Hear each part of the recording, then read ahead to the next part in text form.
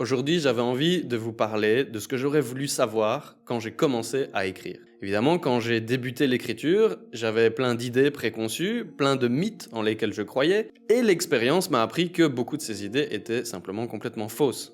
Et c'est ça que j'avais envie de partager avec vous aujourd'hui. Alors évidemment, tout ça, ça va être très personnel, j'insiste dessus. Ça va refléter ma vision de l'écriture, ma vision de ce que c'est qu'un bon livre. Donc ça ne peut pas parler à tout le monde. Il y a forcément des choses avec lesquelles vous ne serez pas d'accord, et les commentaires sont là pour ça. Alors une première illusion qui a été brisée par mon expérience, c'est tout ce qui concerne l'idée qu'on se fait du temps que ça va prendre d'écrire un roman. Généralement, c'est toujours plus long que ce qu'on croyait.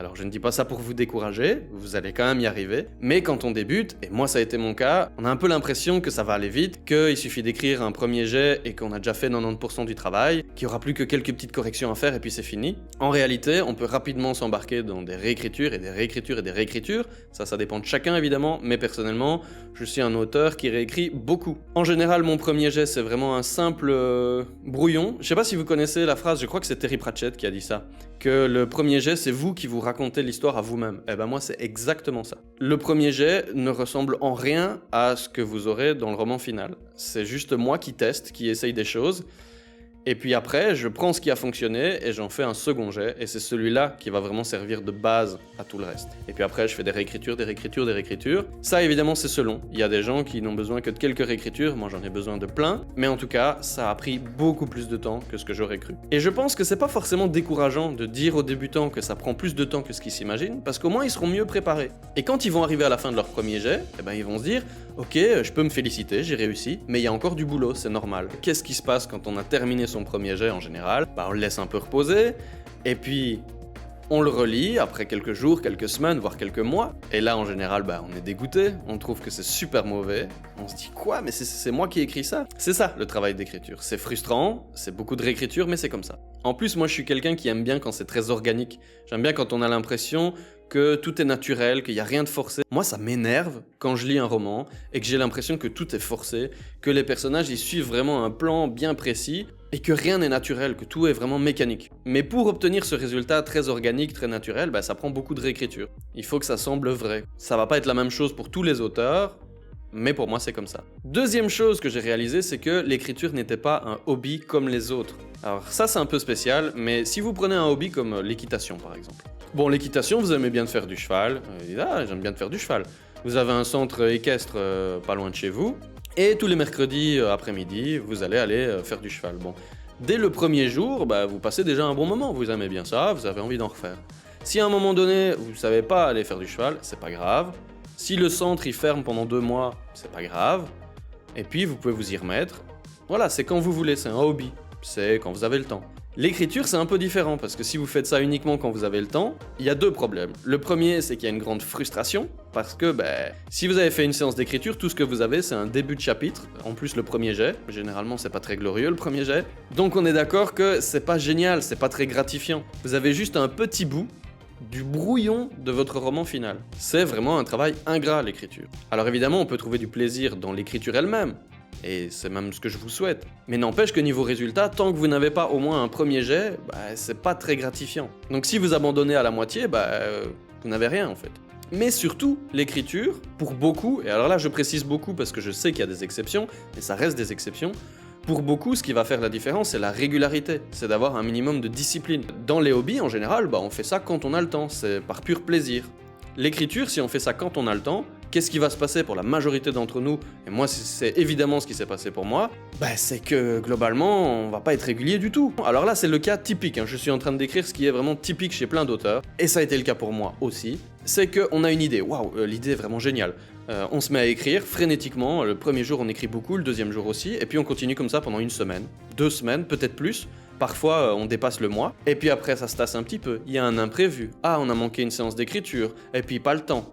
Et puis il y a ci, et puis il y a ça, et puis il y a un nouveau film qui sort. Et finalement, on se laisse un petit peu aller. Et on laisse passer 1 semaine, et puis 2 semaines. Et quand on arrête 2 semaines l'écriture, en général, on arrête plus que 2 semaines. Et puis finalement, on a une autre idée qui est mieux que la précédente. Et du coup, oui, je vais jeter le début, les autres chapitres que j'ai faits, mais je vais réécrire quelque chose de mieux maintenant. Etc., etc., etc. Donc tant qu'on n'a pas une certaine régularité, on a peu de chances de terminer ces projets. Il y en a qui y arrivent, mais ils sont rares. Et c'est ça le problème. C'est que L'écriture, oui, c'est un hobby. Oui, évidemment, il y a plein de gens qui le font purement par passion, qui le font par plaisir. Mais le fait est que si votre but, c'est de terminer un roman, eh ben, il faut traiter ça un peu comme si c'était votre métier. Alors pas en travaillant dessus 8 heures par jour avec acharnement. Tout le monde ne peut pas écrire 8 heures par jour, c'est normal. Mais il va quand même falloir travailler dessus avec un minimum de discipline. Moi, au début, j'avais pas compris ça. Je prenais ça vraiment comme une passion, un plaisir. J'écrivais quand je le sentais, quand j'avais envie. Et évidemment, je terminais jamais mes projets. Ça a changé le jour où j'ai commencé à le prendre au sérieux, à prendre l'écriture au sérieux et à me dire c'est comme si c'était mon métier. Et voilà. Alors il y a ceux qui considèrent l'écriture comme un hobby, mais il y a aussi ceux qui veulent en vivre. Et pour cela, il y a une autre réalisation, et celle-là je crois que c'est celle qui fait la plus mal. Donc si déjà là maintenant vous êtes dégoûté, arrêtez cette vidéo, vous reviendrez plus tard, parce que celui-là je crois qu'il va en mettre beaucoup à terre. Il est très difficile, en France, en Belgique, en Suisse, en francophonie de manière générale, il est très difficile de vivre uniquement de l'écriture et à 100%. Ça ne veut pas dire que c'est pas possible, évidemment qu'il y en a qui le font, mais il y a plein d'auteurs que vous connaissez très bien et qui ne vivent pas à 100% de l'écriture, qui font par exemple un mi-temps prof, mi-temps écriture. Il y a beaucoup de gens qui ont des services à côté. Il y a beaucoup d'auteurs qui sont aussi libraires. Il y a beaucoup d'auteurs qui font des ateliers d'écriture et c'est ça qui leur rapporte du revenu. Des gens qui vivent à 100% de ce qu'ils écrivent, c'est en fait beaucoup plus rare qu'on ne le croit. Et ça fait mal parce que ça met un grand coup dans le rêve de beaucoup qui est de passer ses journées à écrire et de gagner sa vie comme ça, simplement en écrivant. Heureusement, il y a des choses qui changent un petit peu parce que maintenant, avec les réseaux sociaux, il y a moyen de faire sa promotion bien mieux. L'auto-édition commence à gagner un petit peu de prestige, même si évidemment on se trimballe encore toujours les mêmes clichés, qui ne sont pas toujours injustifiés d'ailleurs, mais voilà. Et ça veut dire qu'il y a des gens qui maîtrisent très bien le côté marketing, qui maîtrisent très bien le fait d'écrire rapidement, et qui s'auto-éditent régulièrement, et qui sont devenus parfois riches. Il y a des gens qui sont riches de l'auto-édition. Ça reste aussi plutôt rare, mais ça existe. Tout ça pour dire que si votre but c'est de vivre uniquement de l'écriture, il va déjà vous falloir certaines conditions. Il faut plusieurs romans à son actif, en général il en faut plus de 10, à moins d'avoir vraiment des romans qui fonctionnent super bien à chaque fois. Et puis il faut avoir un revenu régulier, parce qu'il faut vous dire qu'un livre, pendant toute son écriture, vous ne gagnez pas de sous. Donc si un livre sort et qui vous rapporte assez pour vivre pendant 4 mois, mais que vous mettez 6 mois à écrire un livre, ça marche déjà pas. Il y a plein de choses auxquelles il faut penser, et les réalités économiques, elles sont un peu différentes du mythe qu'on a sur l'écriture. Vivre à 100% de sa plume, c'est très difficile actuellement. Ça veut pas dire que vous ne pouvez pas en vivre en partie, c'est ça qui est bien. Mais ça reste très difficile. Alors, autre chose, c'est quelque chose qui me gênait moi quand j'ai commencé, c'est le côté, j'étais jamais vraiment satisfait de ce que j'écrivais. À chaque fois, je sentais que j'aimerais bien faire mieux, mais j'y arrive pas. Et j'ai compris qu'en fait, ça c'est normal, c'est même sain en fait. C'est sain de ne pas être 100% satisfait de son travail, parce que ça veut dire qu'on a assez de recul et d'esprit critique pour s'auto-analyser, s'auto-critiquer et se dire qu'il y a encore de la marge pour s'améliorer.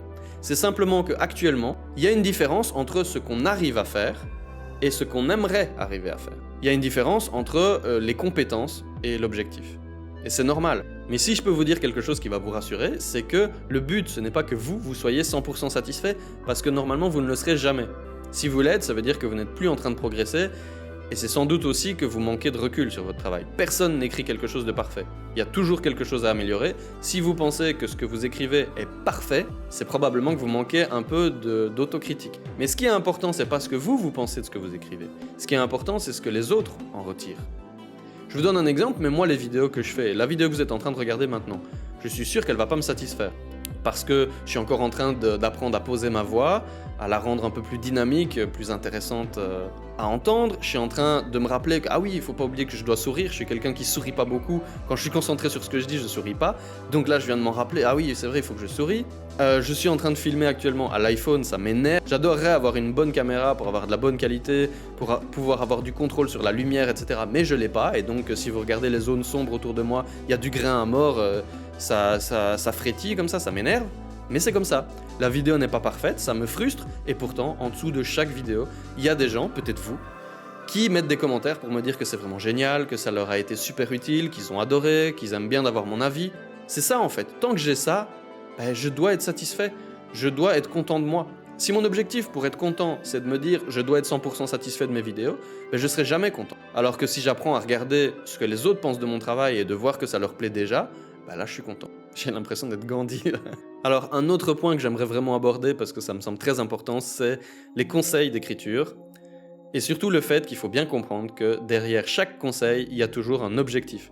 Tout le monde n'a pas les mêmes objectifs en écriture. L'opposition classique, c'est la séparation entre le commercial et l'ambition littéraire. C'est-à-dire qu'il y a des gens qui cherchent avant tout à trouver le plus de lecteurs possible. Pour eux, la réussite, c'est de trouver plein de lecteurs, d'avoir un livre qui devient un best-seller. Et puis il y a d'autres personnes qui s'en foutent de ça. Ce qu'elles veulent, c'est une certaine reconnaissance littéraire par leurs pairs, par des gens qu'elles admirent, par des prix littéraires qui ont un certain prestige. Et si elles font peu de ventes, elles s'en foutent. Ce qu'elles veulent, c'est arriver à montrer leur vision du monde, de la littérature, dans un roman, à créer une véritable œuvre. C'est deux objectifs qui sont souvent mis en opposition, parce qu'ils ne cherchent pas la même chose. Mais du coup, si vous n'avez pas conscience qu'il y a des objectifs différents en littérature, et que vous écoutez tous les conseils, vous allez partir dans plein de directions qui ne sont pas compatibles entre elles, tout simplement. Donc quand on vous donne un conseil d'écriture, demandez-vous, est-ce que cette personne va m'aider à atteindre mon objectif personnel ou pas? Et puis les conseils, il faut pas oublier que c'est pas suffisant. Moi, quand j'ai commencé, j'écoutais beaucoup de conseils, je me disais, ouais, plus j'en ai, mieux je vais écrire. Et donc j'en prenais plein, je prenais des notes, j'avais des carnets entiers remplis de conseils, j'en connaissais plein par cœur, mais la réalité c'est que la majorité de ce que j'ai appris, je l'ai appris en écrivant en fait. Parce que je me rends compte qu'il y a plein de conseils qui ne fonctionnent pas pour moi quand j'essaye, parce que je teste des trucs et je me dis, ah tiens, ça c'est bien, ça c'est pas bien. C'est comme ça qu'on progresse vraiment, c'est en écrivant. Les conseils c'est bien pour se mettre le pied à l'étrier, pour commencer, mais c'est pas une fin en soi. À un moment donné, il va falloir écrire. Et si possible aussi, lire. Pour voir un petit peu comment des gens meilleurs que nous s'y prennent et pour essayer de s'inspirer un peu d'eux. Voilà, c'est ce que j'ai réalisé sur l'écriture à force d'écrire. Je le rappelle, mais ce sont des points qui me concernent moi, ok? C'est pas une généralité. Quand je dis que l'écriture c'est plus long que ce qu'on croit, il y a sans doute des gens pour qui ça a été l'inverse.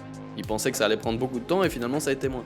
Mais pour moi, c'est une réalisation qui s'est avérée. Et vous? Est-ce que vous avez réalisé certaines choses sur l'écriture? Est-ce que vous aviez certaines illusions, certains mythes en lesquels vous croyez qui ont été brisés à force d'écrire? Si oui, dites-le en commentaire, ça fait toujours plaisir de partager son expérience. Et puis pour les débutants qui vont débarquer et qui vont lire les commentaires, j'espère, ça va peut-être leur faire gagner du temps.